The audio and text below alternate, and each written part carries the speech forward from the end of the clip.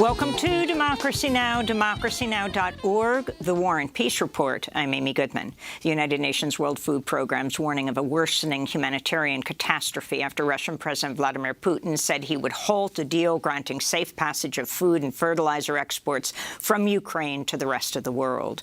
The UN says since July, the program's indirectly prevented about 100 million people from falling into extreme poverty. On Monday, Putin said Russia is not abandoning the deal, but would temporarily stop participating in it. So we are not saying that we are ending our participation in this deal. No, we are saying that we are suspending. Russia's suspension from the Black Sea Grain Initiative triggered a steep rise in food prices. It came after Russian warships in the port of Sevastopol in Russian-occupied Crimea were attacked by drones Saturday.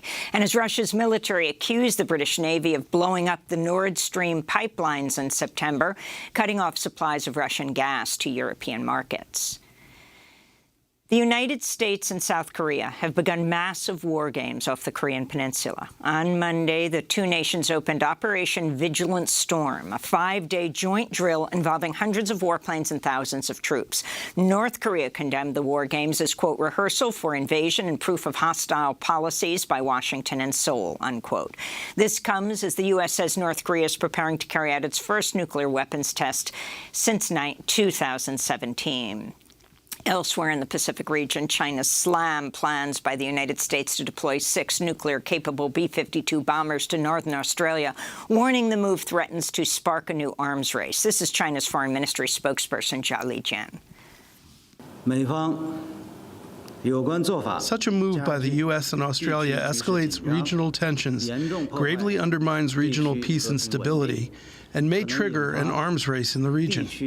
China urges parties concerned to abandon the outdated Cold War zero-sum mentality and narrow geopolitical mindset. The Supreme Court heard oral arguments Monday in 2 cases that aim to end race-conscious admissions decisions by colleges and universities. During nearly 5 hours of arguments, the court's far-right supermajority appeared sympathetic to arguments that the admissions process violates the Equal Protection Clause of the Constitution and the Civil Rights Act. This comes as at least 9 states have already chosen to end consideration of race in university admissions. We'll have more on the Supreme Court and the fight over affirmative action after headlines. In California, prosecutors have filed federal and state charges against the man accused of breaking into House Speaker Nancy Pelosi's home and assaulting her husband, Paul Pelosi, with a hammer. Investigators say 42-year-old David DePape told them he planned to take Speaker Pelosi hostage and intended to break her kneecaps in order to see her, quote, wheeled into Congress unless she told the truth about, quote, lies told by the Democratic Party, unquote. DePape faces up to 30 years in prison on a federal assault charge and up to 20 additional years for attempted kidnapping. He also faces a slew of state charges, including attempted murder and assault with a deadly weapon. San Francisco District Attorney Brooke Jenkins spoke Monday. What we also have learned is that the defendant brought to the location of the Pelosi residence a second hammer, as well as zip ties, rope, and a roll of tape. What is clear based on the evidence that we have thus far is that this House and the Speaker herself were specifically targets of the defendant. Paul Pelosi remains in intensive care in San Francisco after surgeons repaired his fractured skull and serious injuries to his hands and right arm. In Arizona, Republican gubernatorial candidate Kari Lake drew laughter from a friendly crowd Monday after she joked about the attack on Paul Pelosi. Lake was speaking at a campaign event in Scottsdale. It is not impossible to protect our kids at school. They act like it is. Nancy Pelosi, well, she's got protection when she's in D.C. Apparently her house doesn't have a lot of protection. But Donald Trump Jr. has also mocked the attack on Paul Pelosi. On Sunday, he retweeted a photo of a pair of underwear and a hammer captioned, "Got my Paul Pelosi Halloween costume ready." Former President Donald Trump has asked the Supreme Court to block the release of his tax returns ahead of a Wednesday deadline to turn them over to the House Ways and Means Committee. Trump's request for an emergency order came on the first day of opening arguments in a criminal tax fraud trial in New York Supreme Court, where the Trump Organization faces charges of paying top executives millions of dollars worth of off-the-books compensation for 15 years. President Biden's accused oil and gas companies of war profiteering after Russia's invasion of Ukraine led to high energy prices and surging profits for companies like Shell and ExxonMobil. On Monday, Biden said the oil industry should pass profits on to consumers and lower the cost of fuel. If not, he said, they may soon face a higher tax rate on windfall profits. Give me a break. Enough is enough. Look, I'm a capitalist. You've heard me say this before. I have no problem with corporations turning a fair profit or getting a return on their investment in innovation. But this is remotely what's happening. Oil companies, record profits today are not because they're doing something new or innovative. Their profits are a windfall of war. Robert Weissman, president of Public Citizen, called a windfall profits tax long overdue, but said it should not be made dependent on more oil and gas drilling. Weissman added, quote, more investment in oil drilling will deepen our dependence on fossil fuels when the worsening climate catastrophe demands we speed the transition away from fossil fuels, he said. The White House says President Joe Biden will attend the COP27 UN Climate Summit in Sharm el-Sheikh, Egypt, on Friday, November 11th, as part of a larger overseas trip that will also take him to Cambodia and Indonesia. Biden's trip comes as human rights defenders continue to urge the release of all political prisoners in Egypt ahead of the climate summit. Among them is the human rights activist Alaa Abdel Fattah, who has been on hunger strike for over 200 days, protesting the horrific conditions he faces in Egyptian jail.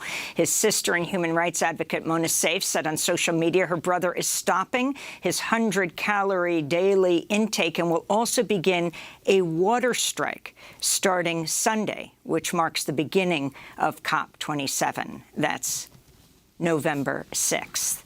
On Facebook, Saif wrote, quote, this means if no urgent intervention happened, Allah will die before the end of COP27. These are the actions of a man who's had enough after nearly 9 years in arbitrary imprisonment, she said. Swedish climate activist Greta Thunberg is not attending COP27, accusing the summit of misleading the public into thinking polluters are committed to combating climate change. She said she will not attend a greenwashing summit. Back in the United States, Border Patrol agents on Monday fired pepper balls at a group of Venezuelan migrants who were leading a protest along the El Paso, Texas, Juarez, Mexico border after they were denied entry into the U.S. and blocked from seeking asylum. This is Yuniri Hernandez, a Venezuelan asylum seeker and protester who witnessed the assault. They pulled out guns and started shooting. Things shouldn't be like that. We are not animals. We are human beings. We want to go to the United States to work, not to do bad things. We've spent several days here sleeping like animals. The Mexicans are the ones who have helped us with food, clothes, shoes, and blankets. Earlier this month, the Biden administration started expelling Venezuelan asylum seekers to Mexico under an expansion of the Trump-era pandemic policy, Title 42, which has blocked at least 2 million people from seeking asylum at the U.S.-Mexico border in violation of international law.